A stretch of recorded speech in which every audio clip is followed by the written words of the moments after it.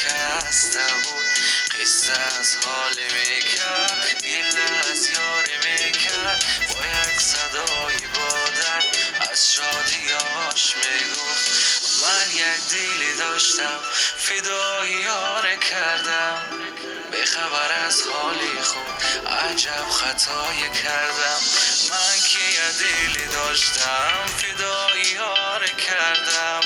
به خبر از حالی خود عجب خطایی کردم. دل و دلش که دادم و گفتم دوای دردم و باش با وفای قلبم و نکرد وفای. اول دلم و بردن و بعدم زدن شکستن، احساسی قلب کشتن و وای برشی جوری.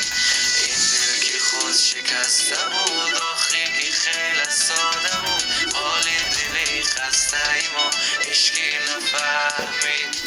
دل و نگاش که بستم و خواستم بگیرد دستم و اما زدن که پستم و آخ باشی سودی.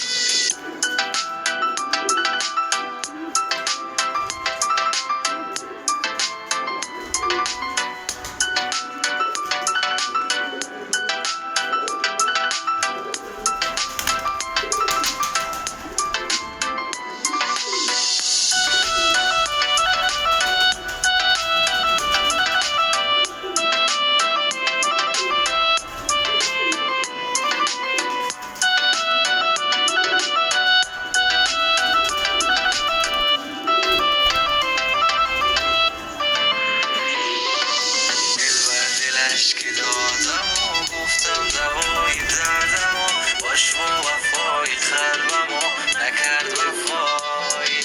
اول دلم و بردن و بعدم زدن شکستم، احساسی قلب